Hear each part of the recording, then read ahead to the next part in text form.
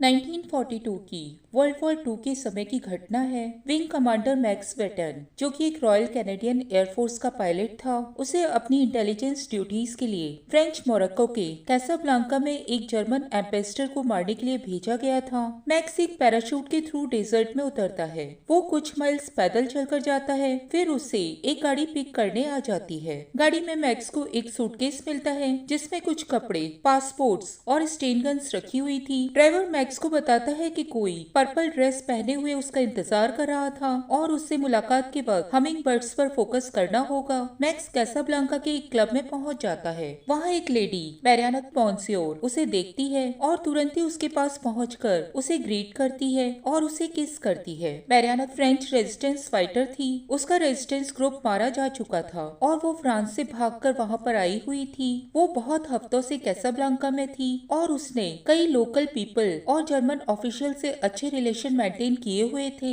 Mariana अपने friend से max को अपने हस्बैंड के रूप में इंट्रोड्यूस करवाती है। मैक्स और मैरियाना कुछ समय साथ बिताने का बहाना बनाकर वहाँ से बाहर निकल जाते हैं। जब वो दोनों ड्राइव करते हुए घर की ओर जा रहे थे, तब मैरियाना मैक्स से कहती है कि उसकी क्लब में एंट्री बहुत शानदार थी, लेकिन वो उसे ये भी कहती है कि उसकी पर्शियन एसेंट बहुत ज्यादा खराब थी। रात में मैरियाना मैक्स को छत पर सोने जाने के लिए कहती है, क्योंकि वहाँ के रूल्स के अनुसार हस्बैंड अपनी वाइफ के साथ सोने के बाद छत पर चले जाते थे। मैक्स भी छत पर चला जाता है। मैरियाना छत पर आती है और मैक्स को अपने आप को किस करने के लिए कहती है। वो मैक्स से बात करते हुए जोर जोर से हंसने लग जाती है। वो उसे बताती है कि उसकी फ्रेंड मैडम पैटी, जो कि पड़ोस में रहा करती थी, उन्हें छिपकर देख रही थी। मैरियाना मैक्स को बताती है कि उन्हें एक हस्बैंड वाइफ के रूप में सबको प्रिटेंड करना होगा ताकि किसी को भी उनके ऊपर शक न हो। नेक्स्ट डे मैरियाना मैक्स को अच्छे कपड़े और पॉलिश शूज पहनने के लिए देती है। वो उसे एक क्राइस्ट लॉकेट भी पहना देती है, क्योंकि उसने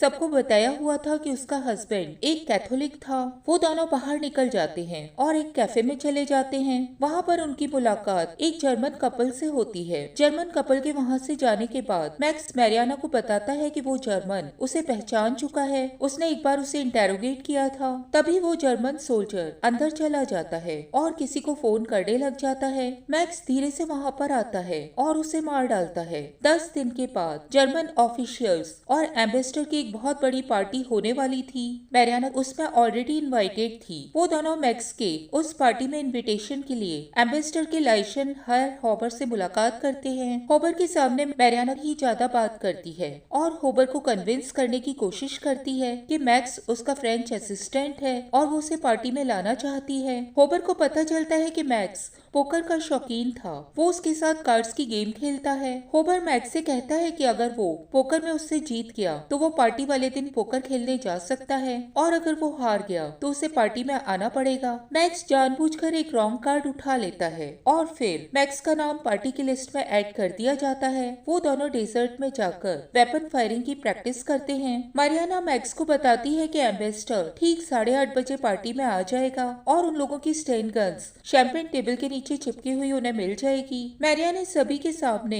एक अच्छे कपल होने का दिखावा करती है। वो दोनों एक दिन सुबह सुबह डेजर्ट में जाते हैं। अगले दिन वही पार्टी होने वाली थी जिसमें उन्हें जर्मन एम्बेसडर को मारना था। वो दोनों अगले दिन के बारे में सोचने लग जाते हैं। इसके बाद वो दोनों गाड़ी के अंदर आपस में इंटीमेट होते हैं। पार्टी का दिन आ जाता है। बहुत से नाजी ऑफिशियल्स उस पार्टी में मौजूद थे। एम्बेसडर वहाँ पर स्पीच देने के लिए आ जाता है। तब बाहर बहुत बड़ा एक्सप्लोजन होता है। मैक्स और मैरियाना इस अपॉर्चुनिटी का फायदा उठाते हैं और एक टेबल के पीछे छिपकर नाजीज के ऊपर फायरिंग करना शुरू कर देते हैं। मैक्स एम्बेसडर को शूट कर देता है। इसके बाद वो होबर को भी शूट कर देता है। मैरियाना भी एक नाजी को उसकी वाइफ के सामने शूट कर देती है। वो उस औरत को भी गोली मारने वाली थी। तभी मैक्स उसे वहाँ से खींचकर बाहर ले जाता है। वो दोनों नाजीज के ऊपर गोलियां चलाते हुए बाहर आ जाते हैं। मिशन के खत्म होते ही मैक्स और मैरियाना भी एक दूसरे से अलग होने की बात करते हैं। तब मैक्स मैरियाना को लंदन आने के लिए कहता है। वो मैरियाना को शादी के लिए प्रपोज कर देता है। इस घटना को हुए 3 हफ्ते बीत जाते हैं। मैक्स लंदन आ चुका था। मैक्स के ऑफिसर्स उसे इन्फॉर्म करते हैं कि मैरियाना को लंदन आने की परमिशन मिल चुकी है। मैरियाना लंदन आ जाती है। मैक्स और मैरियाना शादी कर लेते हैं। कुछ और समय बीत जाता है। वर्ल्ड वॉर 2 शुरू हो चुकी थी। चारों ओर एयर रेड हो रही थी। मैरियाना को लेबर पेन में दिखाया जाता है। वो उस वक्त हॉस्पिटल के अंदर थी। एयर रेड के कारण बॉम्ब गिरना शुरू हो गए थे। मैरियाना को हॉस्पिटल बिल्डिंग से बाहर लाया जाता है। मैक्स भी उस वक्त उसके साथ था। मैरियाना एक बेबी गर्ल को जन्म देती है। वो उसका नाम एना रखती है। इस घटना को 1 साल और बीत जाता है। मैक्स और मैरियाना की लाइफ एक परफेक्ट फैमिली लाइफ थी। वो दोनों एक दूसरे को बहुत प्यार करते थे। मैक्स ड्यूटी के कारण ज्यादातर बाहर रहा करता था। एक बार वो ज्यादा समय के लिए लंदन आता है। मैरियाना ने लंदन में अपने बहुत सारे दोस्त बना लिए थे। वो उन लोगों को मैक्स से मिलवाने के लिए एक पार्टी ऑर्गेनाइज करती है और इस बारे में मैक्स को इन्फॉर्म करती है। वो मैक्स को एना की नैनी मिस सिंक्लेयर से भी मिलवाती है। एक दिन मैक्स को उसका कमांडिंग ऑफिसर फ्रैंक हेस्लॉप और एसओई ऑफिशियल मिलने के लिए बुलाते हैं। वो मैक्स को बताते हैं कि मैरियाना एक जर्मन स्पाई है। उन्हें पिछले 7 दिनों में कुछ इंटरसेप्टेड कोडेड मैसेज मिले थे जो कि WT ट्रांस रिसीवर के थ्रू लंदन से बर्लिन भेजे गए थे, लेकिन वो मैसेज भेजी गई जगह का एड्रेस पता नहीं लगा पाए थे, पर उन्हें एरिया का लोकेशन मिल गया था। एक मैसेज में रिसीवर ने उसे फाउलिन कहकर बुलाया था, यानी कि मैसेज भेजने वाली एक लेडी थी। वो उसे बताते हैं कि उन्होंने मैरियाना के बारे में पता किया था। मैरियाना 1941 में पकड़ी गई थी और उसे मार दिया गया था। वो बताते हैं कि मैक्स की वाइफ उसके आइडेंटिटी चुराकर उसके नाम से मैक्स के साथ रह रही थी। वो लोग मैक्स को बताते हैं कि वो जर्मन एम्बेसडर जिसे कैसाब्लांका में मैक्स और मैरियाना ने मारा था, वो हिटलर के अगेंस्ट हो गया था, इसीलिए उसे मैरियाना के थ्रू हिटलर ने ही मरवाया था। ऑफिशियल मैक्स को क्लियर करते हैं कि अगर मैरियाना एक स्पाई है, ये प्रूफ हो गया, तो उसे मैरियाना को अपने हाथों से मारना होगा और अगर वो ऐसा नहीं करेगा तो उसे भी मार दिया जाएगा। वो लोग प्लान बनाते हैं कि वो लोग मैक्स को एक फेक मैसेज देंगे और अगर वो मैसेज मैरियाना ने जर्मनी सेंड किया तो वो लोग समझ जाएंगे कि मैरियाना उन लोगों की जासूस है। मैक्स ये सब सुनकर बहुत ज्यादा डिस्टर्ब हो जाता है। वो अपने घर लौट कर आता है और अजीब नजरों से मैरियाना को देखने लग जाता है। वो रात में भी मैरियाना को वॉच करता है। उसे अभी भी भरोसा नहीं हो रहा था कि मैरियाना एक जासूस हो सकती थी। मैरियाना मैक्स को पार्टी के लिए ड्रिंक्स लाने की याद दिलाती है। रात में मैक्स को डिपार्टमेंट का कॉल आता है और उसे फेक मैसेज दे दिया जाता है। मैक्स उस मैसेज को साइड टेबल पर लिखकर छोड़ देता है। अगले दिन मैक्स यूनिफॉर्म पहनकर जाने के लिए तैयार हो जाता है। मैरियाना के पूछने पर वो उसे बताता है कि वो बेस से पार्टी के लिए कुछ विस्की लाने जा रहा था। मैक्स अपनी बहन ब्रिगेड और उसकी पार्टनर लुइस को अपनी पार्टी में इनवाइट करता है। वो अपनी बहन को मैरियाना के बारे में, डिपार्टमेंट के डाउट के बारे में बता देता है। मैक्स मैरियाना के एक पुराने साथी से मिलने के लिए जाता है जिसका नाम गाय सेंगस्टर था। गाय सेंगस्टर उस वक्त एक असाइलम में था और व्हीलचेयर के ऊपर बैठा हुआ था। उसका चेहरा बहुत बुरी तरह से बिगड़ गया था क्योंकि उसके चेहरे के ऊपर गोली लगी थी। मैक्स मैरियाना की फोटो दिखाकर उससे पूछता है कि क्या वो मैरियाना को पहचानता था। तब गाय उससे बताता है कि वो राइट आई से देख नहीं पाता और उसकी लेफ्ट आई का रेटिना भी खराब हो चुका है, तो सिर्फ उसे एक व्हाइट पिक्चर ही दिखाई दे रही थी। वो मैक्स के ऊपर बहुत जोरों से चिल्लाने लग जाता है। फिर वो मैक्स को एक और आदमी डेलामेयर के बारे में बताता है जो कि मैक्स के सवालों का जवाब दे सकता था। मैक्स मैरियाना को कॉल करके बताता है कि उसे आने में लेट हो जाएगी क्योंकि वो ब्लड डोनेट कर रहा था। मैक्स इसके बाद हैंगर में जाता है और उस रात डीपी तक जाने वाले पायलट से मुलाकात करता है। वो उसे मैरियाना की फोटो देता है और उसे कहता है कि वो डीपी में डेलामेयर से मिलकर उससे पूछे कि क्या वो फोटो मैरियाना की ही थी। वो कहता है कि वो उससे आधी रात को कॉल करके इसका जवाब पूछेगा। मैक्स ब्लड डोनेशन दिखाने के लिए अपने हाथ को नीडल से प्रिक कर लेता है। मैक्स पब में मैरियाना से मिलता है और वो दोनों वहाँ से पार्टी के लिए बियर ले लेते हैं। मैक्स और मैरियाना के घर पार्टी शुरू हो जाती है। पार्टी के दौरान बहुत से गेस्ट घर में ही इंटीमेट होने की कोशिश करते हैं। मैक्स उन्हें गार्डन एरिया में भेज देता है। उस पार्टी में फ्रैंक भी आया हुआ था। फ्रैंक मैक्स को वार्न करता है कि उन्हें पता चल चुका है कि मैक्स असाइलम में गाय से मिला था और उसने एक पायलट को डीपी में डेलामेयर से मैरियाना की आइडेंटिटी का पता लगाने के लिए कहा था। फ्रैंक मैक्स को बताता है कि वो पायलट मारा जा चुका है। उस पार्टी में एक अननोन आदमी मैरियाना से बात करता है। मैक्स उसे देख लेता है और उसका पीछा करके उससे उसके बारे में पूछने लग जाता है। वो आदमी अपने आप को एक ज्वेलर बताता है। तभी वहाँ पर एयर रेड हो जाती है। एक प्लेन को गोली लग जाती है और वो उन लोगों के घर के डायरेक्शन की ओर गिरने लग जाता है।